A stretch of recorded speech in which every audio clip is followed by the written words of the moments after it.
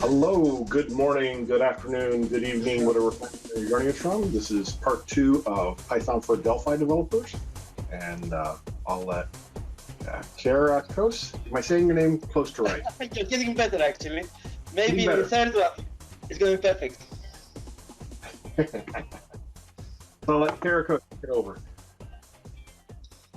All right, hello everyone. Thanks for joining again. This is a follow-up of the previous webinar on Python4Delphi. In the previous webinar, if you remember, we went through the basics. Why do we need, what are the benefits for combining Python with Delphi? We discussed the getting started things, how do you really get started, how to build a simple demo, and then we demonstrated the forward link, in other words, going from Delphi objects into things Python can actually use inside the code. And we discussed different ways of doing that, the low-level way, and then using the wrap Delphi wrapper component to do that at a very high level. What we're going to do today, this is the plan for today. The first thing we'll be discussing is the opposite link. How do we go from Python objects back into Delphi? How do we use Python objects in Delphi using a unit called VarPyth? Then we'll be discussing what probably is the key selling point of using Python4Delphi, which is getting access to the various data models of Python from inside Delphi. So we'll be looking at some of the core libraries, then visualization, and finally machine learning, analytics, and stuff like that through a series of demos. The next topic we're discussing is thread programming with Python code, especially how to keep your main thread alive, your GUI thread, for example, alive, while in the background you're running Python code, which can be quite important. And then the final two topics we will cover are quite separate. How do you use Delphi in Python, but without Delphi? In other words, how to create the so-called extension modules, standalone modules that can work directly with Python without the need to have access to Delphi at the time. And we have two ways of demonstrating that. One way using, excuse me, we're using extension modules for specific functions. And the last one is really using the whole of VCL from Python without Delphi. And then, so if anybody has questions, you can put them in the question panel on the side here. I think it's on the other side. And also, the one thing about that is the creating the Python modules with Delphi is essentially the way that, so all the modules in Python are written in like C, C++, because they're native code. And if you remember last time, when the demonstration with the counting prime number, right, was an example of why you can make a module in Python or in Delphi to be used by Python, is because Delphi has the native code compilation performance. Indeed, indeed. Okay, VarPyth. VarPyth is the high-level unit to provide access to Python objects. And when I say access, we mean either create them from scratch or simply process them in Delphi code at a very high level. When I say high level, is without using the low-level API and without needing, for example, to care for things like a reference count. The performance penalty using VarPyth versus the low-level objects is actually kind of low. And so the first one-liner example of what VarPyth looks like is this line of code you see here. Show message sysmodule.version. Now, sysmodule is a VarPyth function which returns the module sys, which is a very fundamental foundational module in Python. And version is a property of that module. So that would work directly in Delphi. And doing the same code using low-level API would probably take about 10, 15 lines of code. And it would actually be error-prone because you have to really do carefully all the reference counting and everything. Okay, so here you can just say sysmodule.version. What is sysmodule? What is the data type? Basically, this whole thing is based on a feature, probably not one of the better known features of Delphi, called custom variants. And what are custom variables, in case some of you may not heard of them? Well, do you know, probably most of you know the good old Euler variants. Euler variants were the way to access COM objects like Word and Excel and the various other beasts of Euler automation from Delphi using late binding at a very, very high level. Okay, so that was Euler variants for accessing COM objects. Now, Delphi has gained later this great feature whereby you can use exactly the same machinery in accessing COM objects for accessing whatever you want by having the custom variants. And this is the machinery utilized by VarPyth. Okay, so that's what we get. And just a very high level description of the first demo of the VarPyth. In that demo, as you're going to see in a second from 4Real, we start from Delphi and we first create a Numpy array with Delphi code. I'll go through the details. We then pass this Delphi array into the Python script we are running using the user machinery like a Python module. And in the Python code, we access the Numpy array created in Delphi code. We do some printing there of the type and the length and so on, just to make sure that we are actually really creating an NPy array. And then we create a new NPy array called res array, which is basically has the elements of the other array squared. And then after the screen is running, I go back to my Delphi code after we execute the screens here, and I access this array and print the output from Delphi code. Now, a lot of explanations are called for, and I will be explaining some of the key lines here in red. So first of all, starting with the Delphi code there, we see we use the import in brackets numpy. This is really how we actually import the module, and we get a custom variant pointing to the numpy module. Just going back to our previous example, for example, sysmodule was the same as saying import sys, which is the name of the sysmodule. Then we create an NP array. It's a variant, we define as a variant, by calling the array function of NP. Okay, so we say NP array, we call that, and the way we construct NumPy arrays, one of the ways is it expects a Python list of numbers, for example. So how do we provide this Python list to the NumPy array? What we do provide here is the result of this function here, VarPython create. And VarPython create is a VarPyth function which takes an array of constants and returns a sequence, which is either a list or a tuple of a Python list, in other words, with the corresponding Delphi objects translated into Python objects. So this one statement here creates a list, a Python list of elements of Python integers between 1 and 10. Now this generated NP array we make available to the Python module by setting this set var NP array, so we call it NP array. This we saw in the past. This is the way we create a namespace in the Delphi module item. So we create a namespace called NP array, which contains, again, this extract Python objects from NP array.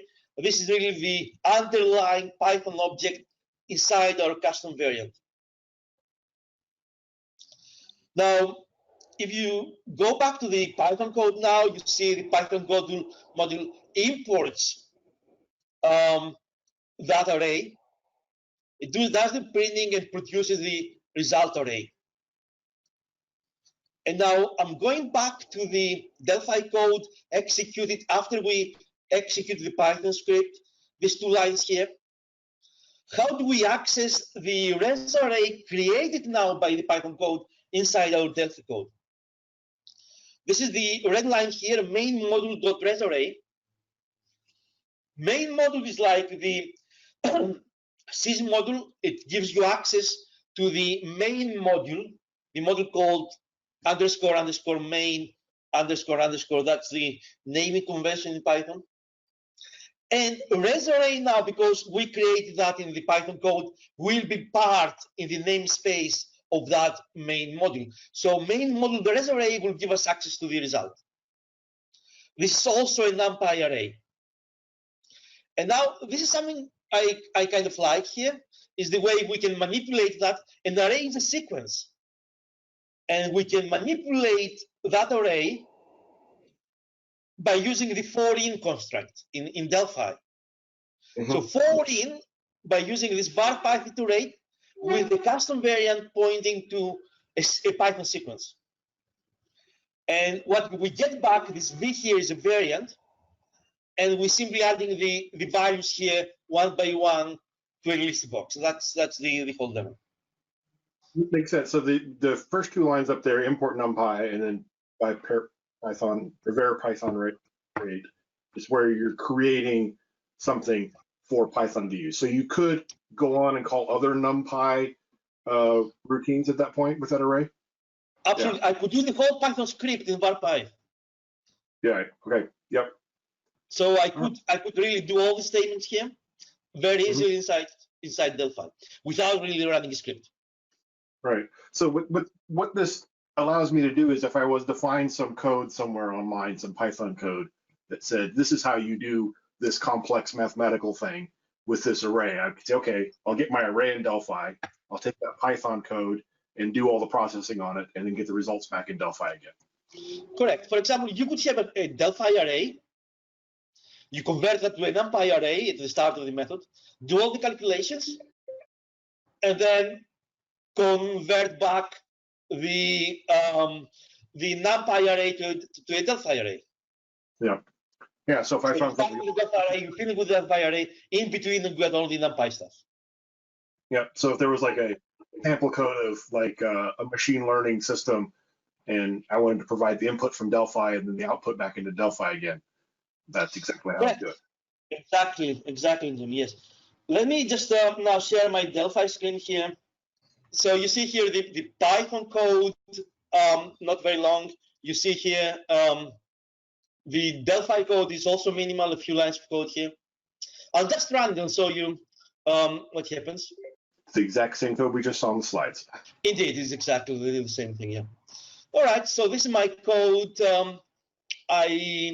If I press Python version, I get this sys.version thing that I sort of used here. If I run this now, what I see here, first of all, is from Delphi module input NP array, and then I print the type, the length, and you can see here the type is really a native NumPy NP array, which is what we expected. This is the NP array we passed in with the right values. This is the result array generated by Python code. And you see in the list box, I get all the values squared in the list box with just 2 lines of code, just to remind you, with the iterator over NP Python array. Wow, that's great. Okay, so this is really my first demo here. Okay, so that's about NP-array, VarPyth. By the way, there's massive things you can do, and my recommendation would be to look at Demo 25, which provides a demonstration, extensive demonstration of what you can do with VarPyth. And also, you can have a look at the VarPyth unit tests, where basically all the major features. There's massive things I don't have really time to talk about. For example, concatenation of lists of strings at a very high level using VarPyth and everything else. But you have to really explore those demos to get some in-depth understanding of what VarPyth does. Okay, now if you want my selling points about Python4Delphi was this getting access to all these nice libraries, Python libraries you can actually use. Python comes batteries included. That's how they call it, which means that it does have an extensive range of modules you can access without installing additional modules. I won't be covering those here. Some of the extras you need to separately install using pip, the package manager of Python that we discussed last week. By the way, Jim, this demonstration, this introductory video, you may want to say something about that. That was really excellent. You created. Yeah. We've added a link. So some of the core libraries, for example, is in relation to numerical analytics that are sort of used by most analytics Python code is Numpy, which contains matrix algebra and arrays, multi-dimensional arrays. Mm-hmm. SciPy, which is probably a bit lesser known, still very widely used, which contains statistical functions, engineering functions, optimization, maths, and finally Pandas. Pandas is really at the heart of data manipulation of all Python programs. It contains an R-like data frame, and it makes it very easy to manipulate the data, to aggregate, disaggregate, look at various dimensions, and this kind of thing. Then, before we look at the machine learning, we'll be talking about data visualization in Python. This is really one of the strong points of Python, is a wide range of choices when it comes to visualization. So the most important, if you want, basic, most common is matplotlib, which was developed many years ago as a kind of clone to MATLAB.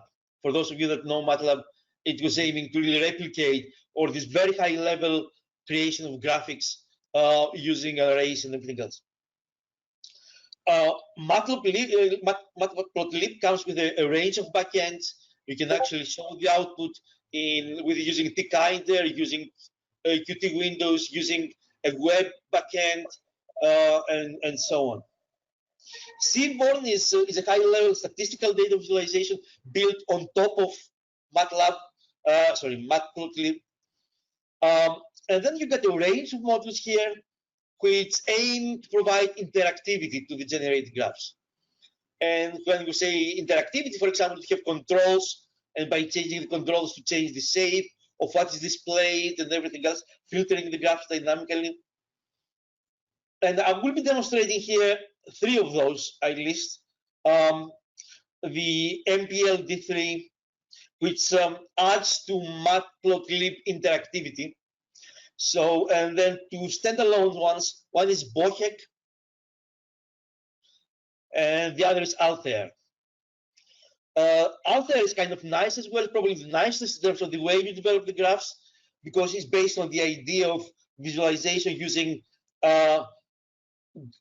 graph grammars. So there's a grammatical element of that, which then is converted to the graph. And the one I will not be demonstrating, which is actually worth mentioning here, is Plotly, which again can help you create amazing web-based interfaces. Okay, so now we will go to our next demo, which will demonstrate Matplotlib and SVG, and Seaborn. just open the demonstration in the demo in Delphi. So I like this, you're using Python to generate the SVGs, and then you're going to open the SVGs in the Delphi. Yeah, I'll be talking about that. Well, this is a kind of simple setup here. I've got some code. I've got an output like before, a run button.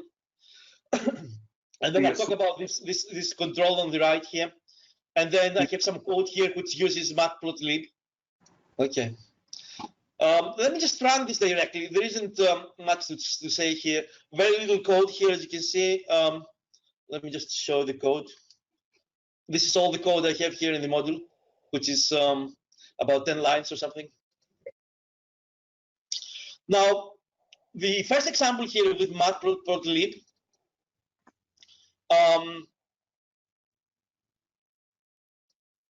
use some stock price data to calculate the difference in price and the volume, and produce a graph of the change in price versus volume, if you want. Now, the normal way of displaying a graph like this would be to use the plot show method. So what I'm going to do here is I'll delete all these lines and I activate this line just to show what happens. So if I run this script,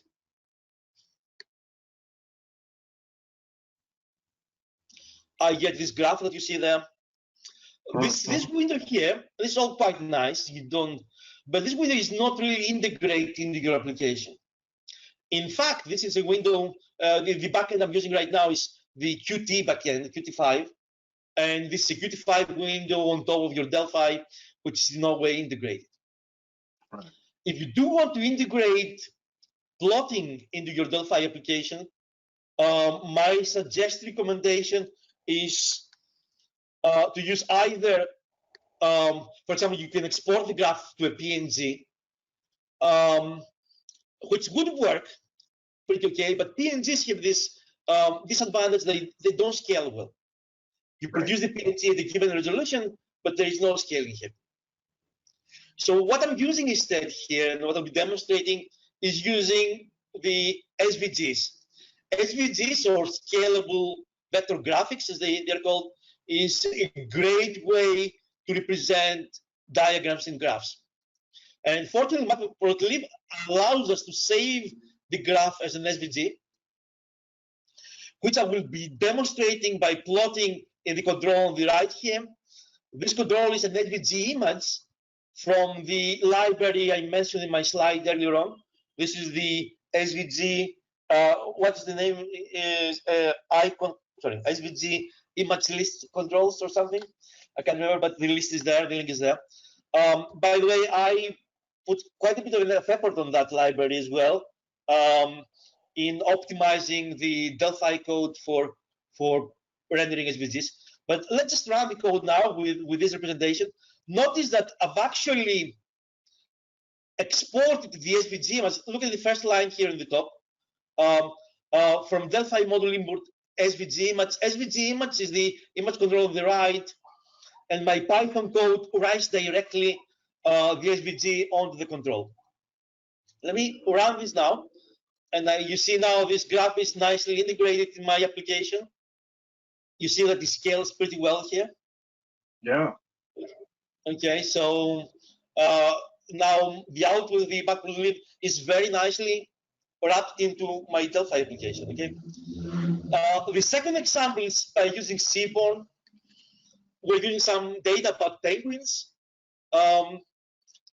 And you see with this few lines of code, 2 lines of code here, Seaborn is able to produce, when you run this. This is the result here now. You see it's a very complex graph with 2 lines of code. Mm-hmm. We can see that how nicely it scales at different resolutions. This is a very complex graph, by the way. It's 1 megabyte of SVG. You rarely find such big SVGs, 1 megabyte of text. With just 2 lines of code here with Seaborn, you can generate very nice, very complex statistical graphs. Okay, so that's actually a great way of doing that. I love that it took the SVG there was no temporary file or anything like that. It just wrote it straight into the component to render. That's exactly. fantastic. Yeah, no saving files in the file system. Straight passing the string representation of the SVG into the SVG control, and then plotting that. Okay. Could have the penguins and species variables or the values in there could be specified from the Delphi application as well. So you can do everything in Delphi. I mean, you could generate the whole thing without any Python code. Yep. Yeah.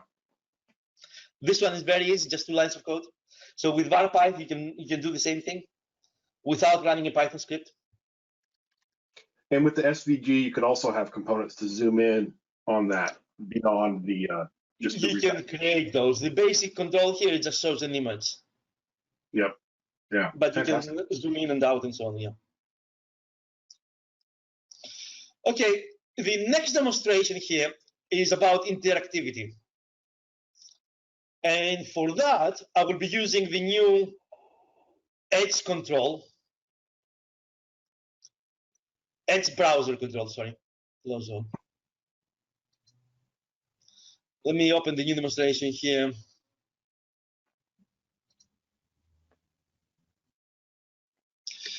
Like before, all the code will be made available as well, so you can actually run it at your own pace. Okay, so this is the new demo here. And now the control on the right that you see here is the Edge browser. It could be the standard browser here, but I thought I'd just might use or showcase the new Edge browser control. Yep. There's some installation points you need to be careful with the Edge browser control, like putting a DLL in the deploy to deploy a DLL with the executable, and then to install the runtime HTML view controls from Microsoft. But let's just see this in action first. So let's see what happens.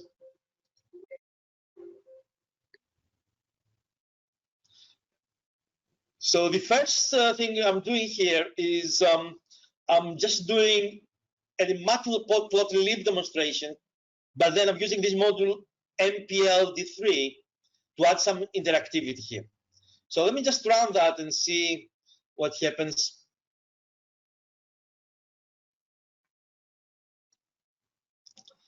And that generates this graph here, but look at the interaction. As I move the cursor on the labels, basically a different label is highlighted. Mm-hmm. So MPLD3 is great if you do have a matplotlib created, then export to a web page and add interactivity, like the interactivity about here. By the way, just talking a little bit of the code here. Now, in this case, the Edge browser control on the right is wrapped using wrap Delphi and import into the module here at the top of the front line. And then what I'm doing here, just one statement in the Python code, Edge browser navigate to string.html. So that's all that does it. So you're just passing the HTML directly to the browser. Wow. Correctly, yeah. No files created. Yeah, no intermediate files. So I create this string HTML and I pass it directly to the browser. Okay, that's how this works. Let's see the alter here. The alter, actually, as I say, I really not like it. This model here. It has a very high level representation of the grammar, and then on top of that, you can add some interactivity. Let me run this demonstration here. You can see I can zoom in and out here. I can export the item to an SVG, to the PNG. And the interactivity here is we can make selections. This is just Europe. This is just Japan. We can select both Europe and Japan, or the USA, and so on. Okay, so there are some interactivity here in the way the labels are used. Of course, I can scroll, I can pan and everything else. Okay, so but this is just a brief demo of the interactivity here. Wow. And the final one I will be demonstrating here is Bokeh. Here we use some sliders to change the graph. Let me just run it here and demonstrate it. In all cases, I'm generating an HTML representation. So here I can change the face. Let me make it a bit bigger to start with. So I can change the face. I can change the frequency, the amplitude, the offset. Okay, so that's just some sliders to draw the graph, nothing very fancy. But you see all this created with a few lines of code here, yeah? This is what you need to bear in mind. Bokeh has the advantage of producing standalone HTML files. If directed to do so. In other words, you need to link to external JavaScript libraries. All the JavaScript code is actually integrated inside the HTML page. Mm-hmm. So that's a big plus. Okay, so that's my visualization stuff. So just to summarize here, we demonstrate how you integrate visualization into Delphi. The first way was using this SVG control from a TheaDev SVG icon image list controls components. And the second way was if you want to add interactivity, you display the output into a browser control. Here we use the new TH browser, but you don't have to do that. And clearly with all this code we run here, you first need to make sure the modules I'm using here, like Matplotlib, MPL, D3, Alter, and Bokeh, for example, here, are all available in Python. You need to pre-import them before running the Delphi code using pip. Which takes us now to the machine learning examples, Python modules. If you look at the list here, it seems that every major IT company has produced their own toolkit, made them available as an open source module. I would say like the most famous one is probably the first one by Google, but PyTorch is also very widely used. Probably the lesser known, the least known is the Microsoft one, CNDK, and the Apache Foundation ones. But last but not least, I would like to point out this SciKit Learn is actually an amazing toolkit written entirely in Python. It's not linked to any of the others. Mm-hmm. And my guess is that that would be the ideal choice for someone who's just starting into the area of data analytics, okay, before you go into the bigger ones. So if you don't have massive data sets requiring to use GPU resources or cloud resources to run the code, if your data is not vast, large but not vast, this last one here is probably a good choice. And this is the one I'm going to be demonstrating actually as well. So my demo here shows the combined use of Numpy, Pandas, Matplotlib, and SciKit Learn to analyze some data regarding COVID-19. So you'll see how we use Pandas to download the data directly from the web without having an intermediate file. And then we'll use the SciKit Learn to split the data into a training and a test set, transform the data, define the model, optimize model parameters, generate predictions, and finally plot the generate results. Okay, this is what the model does. This has the same setup as the SVG, so it shows the results as an SVG file. I'll just run this here. There's no code here. It's just the Python code you see. I'll briefly explain the Python code here, but before I run it. These are all imports of modules here. We're using a lot of imports. This one line deserves some comment here. In one line, we bring the data from the web using Pandas without having an intermediate file directly from the web. Mm-hmm. Then we define the arrays here. Here is where we split the arrays into a training set. Here we aggregate the data, first of all. So the file contains the data country by country, so we need to aggregate it to get the world confirmed cases here. And then we split the code into the test data set and the training data set. In this case, we transform the data using a 5-degree polynomial. We define our model here, and then finally we optimize the parameters of the model. We fit the model, as we call it. We train the model, we fit it, and finally we plot the statistics here of the model and the actual results visually. Okay, so this is the global aggregated confirmed cases of COVID-19. And I will be running this here. This will be importing all the modules. You see, for example, here in the output, you see the statistics of the fit here, the actual model we fitted. We see whether we're using a threading backend with 8 concurrent workers. So there's 8 threads here simultaneously trying and testing the various parameters and optimizing those. And finally, we see here the comparison. This is our test data set, which is 10 observations here, the last 10 days in the data set, how the test data compares to the fitted data. The model we're using here is called Bayesian Ridge Polynomial Prediction Model. Polynomial model, sorry. Okay, is that okay, Jim? I mean, is that clear? Yeah, so yeah, it is clear. And of course, like you said, there's no Delphi code here, but we could have just as easily had this. The script could be hidden, not visible to the user, and then instead have input boxes they could provide to the different inputs.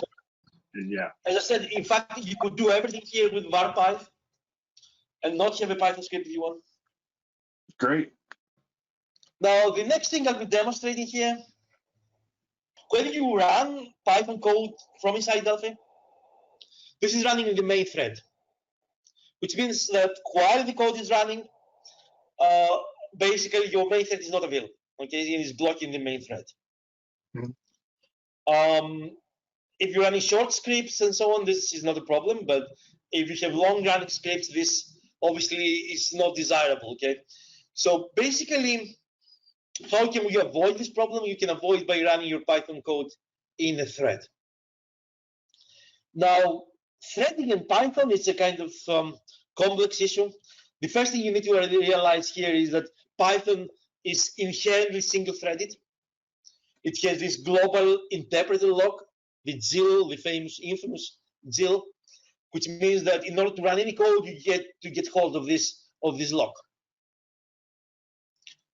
So Python can use multiple threads, but only one of those threads can execute Python code at a time. Okay, and that Python thread needs to get access to the lock, and then release the lock when the code finishes.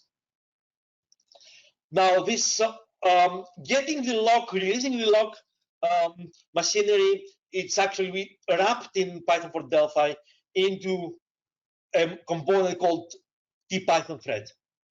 Okay, tPython thread is a subclass of the tthread, but does automatically all this acquiring and releasing the GIL. And I will be doing a demonstration of all that by this traditional sorting code that probably you've seen some old Delphi demos of that. And I'll show you a couple of things here. First of all, how to use the tPython thread, how to use sub interpreters if you wish, how to synchronize with the main thread, and how to interrupt the running threads with the keyboard interrupt exception. Okay, so that's what I'll be showing just next. I'll run it and we'll be explaining what's happening here while I'm running this in order not to waste time. What happens here, we get some code at the bottom which contains 3 sorting functions. One is bubble sort, the other is some kind of merge sort, and the final one is the quick sort. And we have 3 Python threads executing independently from one another. Each one does one of the three sorting methods.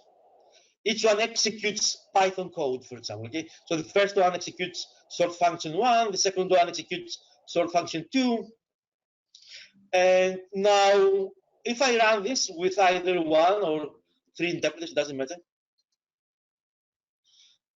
You can see what happens. Okay, so basically no blocking of the main thread. The main thread runs smoothly, or the Python code runs in the background. We update the main thread whenever it's needed. And or 3 interpreters here. I can use this feature here, stop interpreters. So these are Python threads running, but by pressing this button here, I can interrupt them. Okay, which works quite well. Okay, so let me just do again the thread code here. Okay, so basically this demonstration of how you can run Python code without blocking your main thread, how to use the sub interpreters, how to interrupt the running threads, Python threads in a safe way without really creating or killing process or anything. The code actually, it's in 2 modules. It's not massive. It's a couple of pages here on the main form, and then there's a sort thread unit with, again, a few lines of code. It's just about 50, 60 lines of code, everything. Okay. But I don't have the time to go through this now, okay? So it will take a lot of explanation, so I'd rather leave it for people to explore on their own, yeah? Okay. Well, so what's the difference between the 1 and the 3, I guess, is my question. Okay, not massive. Python has this feature, it's not very widely used, very lesser known, called sub-interpreters. A sub-interpreter is like taking the original interpreter, removing all the namespaces, and running code in clean slate in a clean environment. But a sub-interpreter still suffers for all the limitations of the GIL. So basically, you still cannot multitask. Okay. So it's really 3 interpreters, it's 3 sub-interpreters. Okay. Okay, so I'm not using 3 different Python versions in the same. It's really using a feature called sub-interpreters in Python. Okay. Okay. Good question. Okay, Jim. Okay, so some technical points here. I left for quite late, but you should not forget these points. And the first one, it's in relation to floating point unit exception mask. Now, Delphi is kind of unique here in the way it sets up the FPU exceptions. It differs from most other Windows applications. It also is incompatible with C libraries and C++ libraries. And this can cause exceptions and problems when you import units like Numpy. Now, 2 things. I mean, the way we can prevent all that problems is by using a function called mask FPU exceptions to true before Python is loaded. And a good place for that, for example, would be the initialization section of your main form. If you look at the demos I used here today, all the demos have those 2 one-liner in the initialization of the main form, which is mask FPU exceptions to true. But if you want to find more details about this, you can visit the wiki page, which explains the issue. But for the time being, this whole issue can be bypassed by just 1 line of code in the initialization section of your main form or some other unit. The second technical issue is related to deployment, and is related to how P4D finds Python installed in your machine.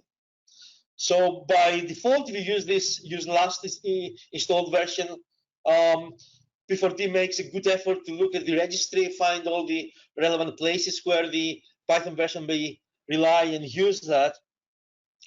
But there are times where you want to use a specific Python distribution. One reason that comes to mind is, for example, when you want to bundle your own version of Python within your Delphi executable, for example. And there are some additional considerations which apply when you use the Anaconda distributions. All of these are explained in some detail into a wiki web page, which is called Finding Python. So unless you're doing the plain vanilla using your latest installed version of Python, I would very strongly recommend that you read this page very carefully before trying to use different distributions of Python. Let me just say that everything is possible. It worked great with virtual environments as well, VEMs and virtual EMs. Conda environments, everything is possible, but you got to do it right sometimes. And this page here explains how to do it right. There's even another module I want to describe here called Python versions, which basically help you explore different versions, facilitates this task. And then the least but not last thing we're going to be doing today is going all the way from Delphi to Python, but without using Delphi. Which means that we'll be building extension modules that can be used by Python, consumed by Python, without having access to Delphi. So they can be, for example, deployed, they can be installed via the standard Python distribution network. Okay. I'm going to be doing two of those examples. One is the one we used before, this count primes thing again, or not again, you might say. Let me switch to the other machine and I'll show you the code and demonstrating that. Okay, it's a very short piece of code here. This is a library, so we're creating a DLL library. Okay. And there's one unit here. This is a console application that creates a DLL library. And this is our main unit here. You see just a few lines of code. You can see this prime function that we used before. And then the way we package this as an event. This is the first thing we did, if you remember, using events with Python modules. And this is basically the initialization method, which does everything we do in the visual code. So using components, visual components, it does it with code. So we're creating our Python engine, use last known version equals false. We're setting the rect version, the DLL name here. Then we're creating the Python module, connecting to the engine, and then we just this one method here. And finally, we load the DLL. So this is really very, very basic, very simple code here we're doing. And this is all. There's nothing else here. And then I'll be combining that into a DLL. This is going to have the extension Pyth. And now if I open a DOS window, let me just see here. Let me do a directory here to see what we have available here. And we see here the original code, and you see this PYD file here, yeah? Right. And now what I can do here is I just run, and I run my test.py. I will show you your test.py in a second. And basically, you see here the time here elapsed and everything else that we're doing. Okay, test.py here is just the user code we used before to show primes. And we are importing from demo module, the function is prime. And again, demo module we just created is the DLL we create from Delphi, okay? And then we do that and we print the elapsed time. And this is the computer output here. You can see here number of primes and then the elapsed time in seconds. So that's all it takes to wrap Delphi functions in a way that can be used by Python directly without any code. And the final thing that I'll be demonstrating here is how you can wrap not just one function, but the whole of the VCL in a few lines of code. Now, this is the project code here. Again, a library with the PYD extension. And this is my main module. Okay, this is all the code that there is. And what's key in this code is this wrap Delphi VCL. I'm adding this unit wrap Delphi VCL brings together all the various units wrapping the various aspects of VCL. And again, I'm creating the code in the usual way, Python engine component, Python module component, and I'm creating a Delphi wrapper component. And link that all to the VCL, import that unit. That's all I need to do. Let me compile that, or build it better. And that has created the DLL I need. So if I go back to my PowerShell here, change directory, dot change directory. Let me see, what are the directory names? VCL module. Okay, and if you see here now, what I have here, I have this Delphi.pyd, which is about 5 gigabytes long, megabytes, sorry. That's 5 megabytes long, so it's not very big. And I'll be running my tests, my Python code. Let me first of all show you my Python code. This is the test unit I'll be using. And you can see, first of all, it creates a main form, a VCL form. It adds a couple of caption in there saying hello world and so on. And this is the main module here, the main function. And notice how it mirrors the Delphi application.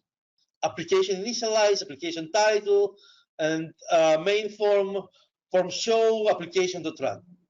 Okay, so this really mirrors in Python, this whole Python code. And it uses this Delphi module we created.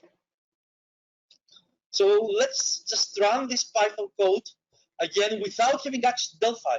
All we have access to is this PYD, Delphi.pyd. So what I want here is to say test.py, that's all I want, yeah? Test app, sorry.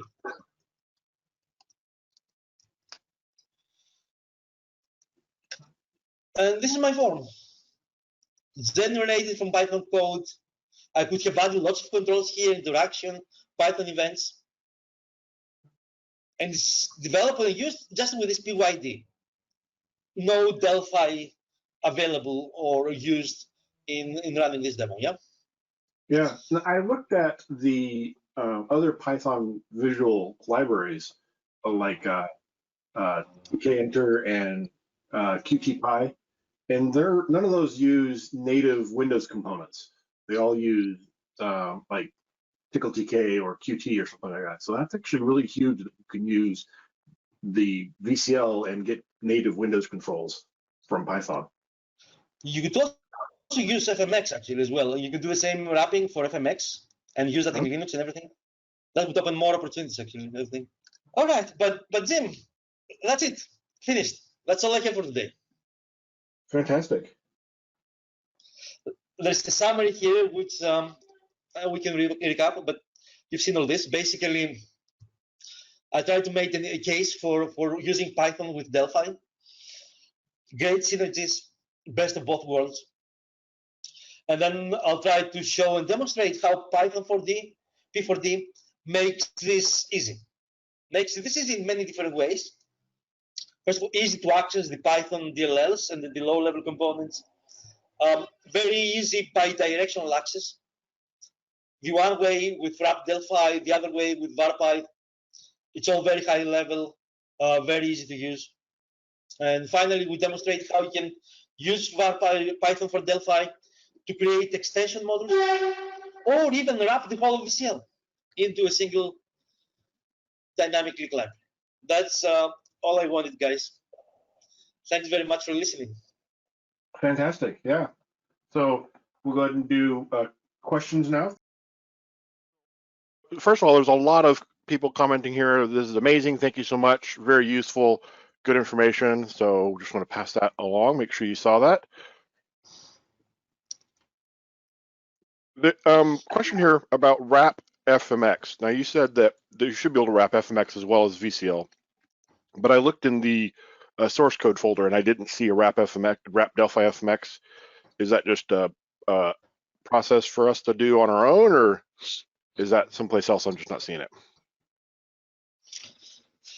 Well, I mean, it's in the future plans, I guess, to have something similar for FMX. But let me just say that with wrap Delphi, you can go a long way without having any special wrappers for FMX. You can wrap pretty much everything because wrap Delphi unit is actually very generic. So you use all the RTTI. But it would be nice to have a kind of more specialized wrapper to deal with some of the, to make this more accessible. But yeah, it hasn't been done, but that's certainly feasible to do. If anybody wants to get a start, I can certainly give a hand. Yeah, I was just going to suggest that it's open source, so anybody's welcome to go and contribute there. There's a question here. It says that the I don't see it now. There's about one of the modules was Windows specific. Oh, Python GUI input output .path is VCL specific and rejected by Mac Delphi compiler. How to make the demos work on a Mac? There is an FMX demo that works on a Mac as well and on Linux. Okay. So you should use FMX for Mac and Linux. This has been done and tested, so it does actually work. Okay, that's what I was wondering if it was just a different demo. So yeah, there is a demo, FMX demo, that could be or has been used in Linux and Mac OS. So is the FPU exception you mentioned, is that an issue when using the Delphi module from within Python? That's an issue when you import numerical libraries of Python into Delphi. And as I said, it's not that much of an issue because you can just address that with one line of code. In fact, if you look at the TH browser source code, it does exactly the same. It changes the FPU exception mask, I guess for these very same reasons.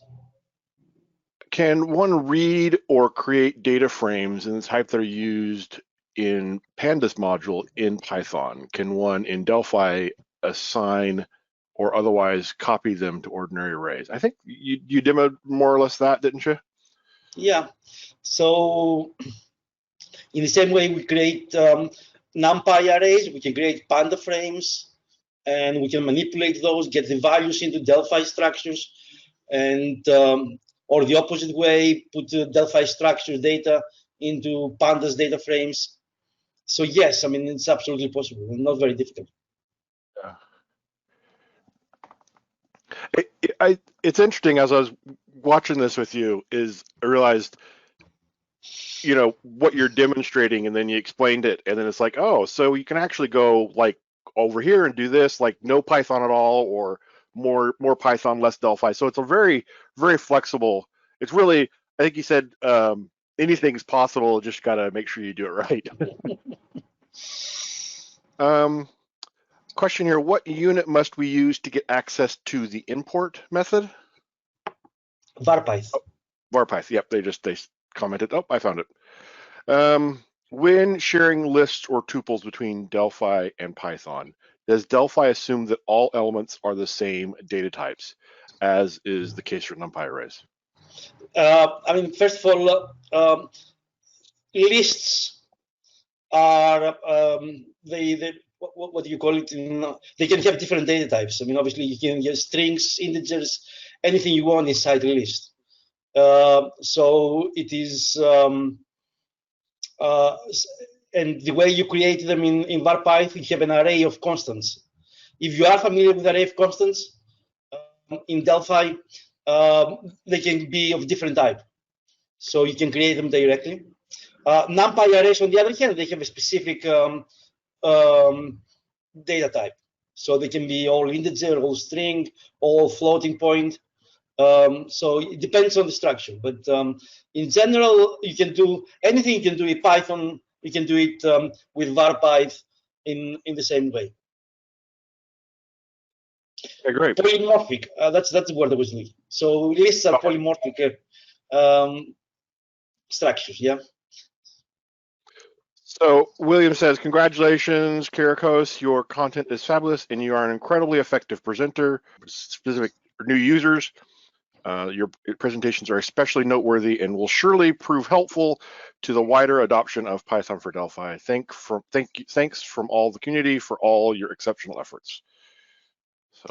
I mean, I think it's fair to also acknowledge the support of Embarcadero in promoting the project and supporting it both morally and financially as well. So thanks very much, Embarcadero, as well. So happy to do it. Great. Yeah, I really appreciate, and he actually raises a really good point. There's just so many libraries out there, and prior to us working with you, you did have lots of demos and wiki pages and stuff like that explaining things. So that really appreciated, makes it easier for people to come on board, and then doing these webinars is fantastic.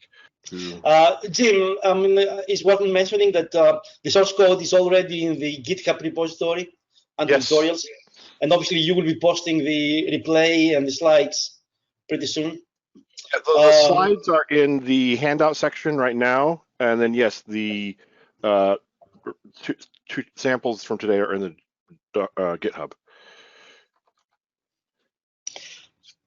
Okay, so also you can find in the GitHub all the stuff from the first webinar, plus some other tutorials as well. Let me just say that David Intersimore has done a great piece, a great blog post on using P4D with C++ Builder. So C++ Builder users are not left behind. And there is another tutorial as well on very detailed one on getting started with P4D. So we have both the webinars, but also some introductory material. And obviously you, Jim, you've done a great getting started video tutorial. So which also linked in the same place from the P4D wiki. So you can get access to all this support material from the repository, from the GitHub repository. Fantastic. Yeah, I'll put the links in here for David Eyes. So actually there was an email thread I was involved on, reading, where David Eyes like, oh, I'm trying this, and you gave him some tips, and he's like, oh, here, I fixed this, and then you said, oh, I've added that to the source code. So I was really impressed with how fast you guys were able to work that out and make it work with C++ Builder. Can you use Python libraries from a Delphi DLL? Yes.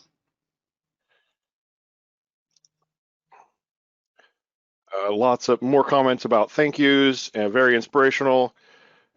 Is there a demo which passes a T-object dictionary or similar key-valued structure to Python and get a Python dictionary? Look at the RAP Delphi demos and also the RAP Delphi unit tests and the VarPyth unit tests. I mean, you can do amazing things combining the two. But just have a look at the unit tests and the demos for VarPyth and RAP Delphi. Everything is possible, yeah. I mean, just to give you an example of the level of integration, sorry, Jim, and sorry to interrupt. Okay. For example, you know the for-ins structure in Delphi. You can use that, as I demonstrated, with Python objects, Python sequences. But you can do the reverse. You can iterate using the for loop through, let's say, a string list in Python code. So the integration is actually very tight, very high level. And very easily you can convert one to another, of course. Yeah. You said that the FPU exception mask for Delphi or for Python is different from the one that Delphi expects. If I have Python running in a thread, won't the main Delphi thread behave differently than we're used to whenever an FPU exception happens? Well, what I've demonstrated here is how to change the FPU mask for the main thread of Delphi, but also once you change it for the main thread, all threads generated from Delphi will use the default mask. So basically, unless you got a very strong reason to use a different mask in Delphi, then the recommendation is to globally change it.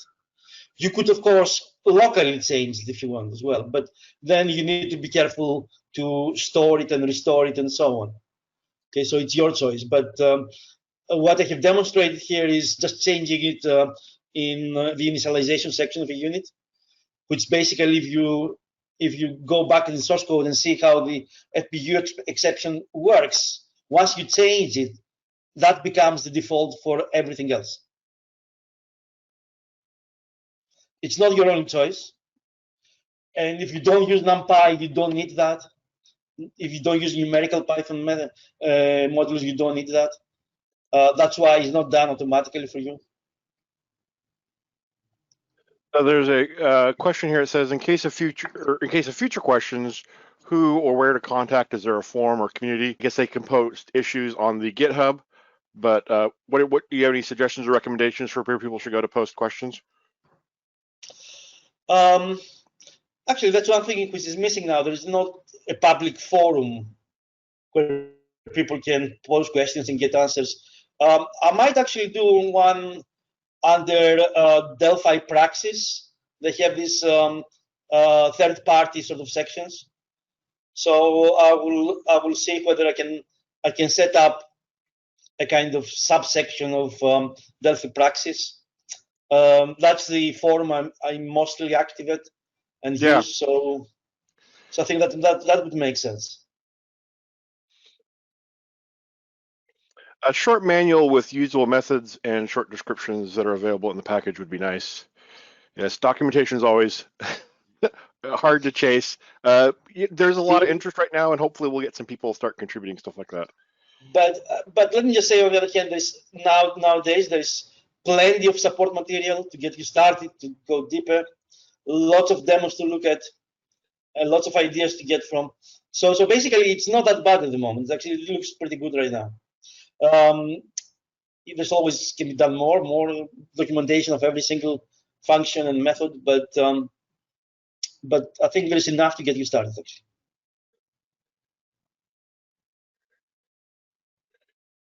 Yeah, I would. If you're like, hey, it would be great if there's documentation. I will tell you from my experience that if you set out to make documentation, you're going to learn it really, really well, and then you create documentation to share with others. So feel free to contribute. I'm very happy to receive contributions in every area, including documentation. So if anybody wants to have a go, that would be great. Absolutely great. Let's see. So if people want to contribute to the project via donations, what's the best way to do that? If you go to the GitHub repository, under there's another project of mine called PyScripter, which is I didn't mention that here. It's a Python ID. If you go to that project, there's a donation link. So that is the easiest way to contribute. I might put the same donation link into that project as well. But if you are keen to donate, then just go to the PyScripter project in GitHub, and you'll see the donation button there. So GitHub added a new GitHub sponsors system. Yeah. So I think you can do that through PayPal. Yeah. You can link that as well to the PayPal, but having a donation link is just as simple, actually. Yeah. Yep. So doesn't offer any further advantages. I just put a link in for their PyScripter, and so people can find the PayPal. If you scroll down in the README, you'll find it there. Lots of thank yous. So I started to say this earlier. I was talking to another MVP the other day, and he said whenever somebody asks him, "Can you do this with Delphi?" He says the answer is always yes. But sometimes it takes more effort than others. And I think basically, based on the answers you've given most of these questions, there's lots of people saying, can I do this? Can I do this? Sounds like the answer is yes. It just might take a little more research, a little more effort and such for that. One thing you'll see if you study the source code of the demos and everything, you see that it doesn't take all that much effort. Actually, it's kind of very easy to use. A lot of effort has been done to take the hard work out of using Python in Delphi. So I think the learning curve can be very steep. Can be very fast. Sorry, probably that way around. Now, you said it works with both Python 2 and Python 3. Is that right? It does at the moment. Actually, I just posted an issue at the GitHub about withdrawing Python 2 support to simplify the development. So currently, yes, both are supported. But I'm pretty much think Python 2 is dead at the moment. And there's no reason anybody could choose Python 2 versus Python 3. So I'll probably make a last release supporting both versions, and then development will concentrate on supporting better Python 3. So if you're able to use VCL, then you could also use other GUI frameworks which are based on subclassing the VCL. So like if someone wanted to use Dev Express components in like the wrap VCL way, they could just follow that model. Yes. Again, like everything is possible. And not too difficult. I mean, let me repeat that. Yeah, exactly. And that's why, in fact, you don't need to create special wrappers. Just use the RTTI. You saw one. I mean, TX browser. I didn't really wrap it. I just used it. And the SVG component. I didn't really wrap it. I just used it inside Python code with just one line. So basically, if you want basic usage of anything, there's no need to wrap anything. Yeah. Yeah. Okay. So the question comment here, great, now I don't need to learn Rust. Delphi and Python would do great stuff now. Yes. Rust is nice as well.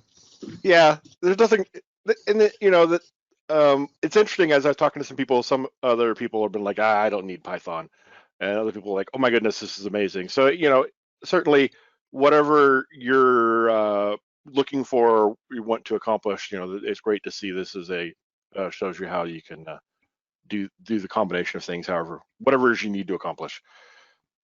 Oh, actually, so I was looking into this some more since our last webinar. In our last webinar, you mentioned that you can use Python for Delphi on Mac OS and Linux and Windows, but not Android yet. And so I was looking at some people have gotten Python running on Android. So in theory, Python for Delphi can work from Android as well. Yes, in theory it can. Just I never got around to testing that. And in theory, it could work with Android as well, because basically Android is very similar to Linux, and it does actually work with Linux. So yeah. I don't see any major reason why it would not work with Android. Okay. So as soon as somebody figures that out, make a pull request and we'll add it to the repository. David's probably working on that right now. Any notes on debugging of combined Delphi Python systems? Any note about debugging? Is that the question? Yeah, debugging them. So if you have if you need to debug both the combination of Python code and Delphi code, any suggestions on that? Well, I mean, if you just want to debug Python code on its own, PyScript is a great way of debugging code. The combination becomes a little bit more tricky. I'm not so sure about that. Yeah. Yeah. Of course, obviously you can step through the code, but once the execution goes to Python to execute Python code, that bit cannot be easily debugged at the same time. So it would seem like you could use, well, so Python for Delphi does give you the ability to capture like errors or come back from the Python script. You will see all the errors and where they're coming from. So you get like on this line that exception happened. Okay, so you do get very good exception handling. Okay, but stepping through the code is kind of more difficult. But for most things, you can develop the Python code outside Delphi. I mean, for example, in all the demos I did here, the Python code I developed with PyScripter, and then I moved it to Delphi. Yeah, and you could also do like a yeah. So if you were developing a Python module in Delphi, you could set the host application to Python. Oh, that part is actually can be debugged very well. I mean, obviously, Yeah. if you are developing in Delphi Python modules, everything can be debugged perfectly. I mean, that's no Yeah. problem. Yeah. I was more talking about debugging, just running the Python code inside. But the part which is developed in Delphi, obviously, debugging is perfect. It's very good. Yeah. Okay, and then David has a question here. Can you address generating SVG with user access to the SVG elements? That's probably more an issue of the whatever we're using to render the SVG in Delphi, right?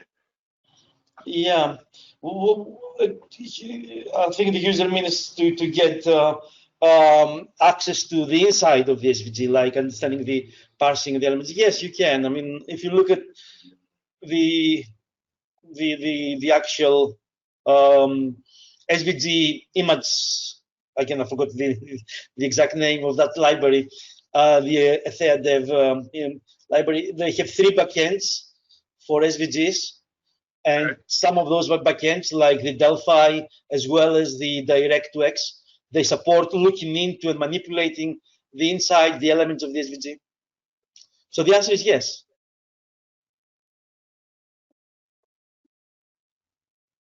Yeah. For example, you can recolor, you can do grayscale, you can change the viewport.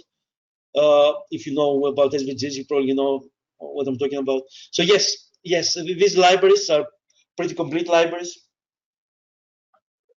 It's fantastic. It's interesting. I love SVG graphics format. I've been a big fan of it for a long time, and I use the VRML, which is similar to SVG but for virtual reality. Way back in the day, I think it's completely gone now. But I was not aware of the Thea library that you mentioned until you mentioned it. And I'm like, SVG is here to stay, actually. Yeah. Same about Microsoft not supporting that on Windows very well, but otherwise it's very important. Yeah,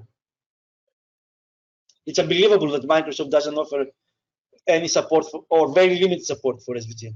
Yeah, it is. Well, and it's interesting also that if you're using Google Slides, you can export the Google Slides as an SVG, but you can't import an SVG into Google Slides. So can you not? Yeah, you can. So it's in this weird state right now, but SVG is a great system or great format. Highly recommend everybody look into it some more.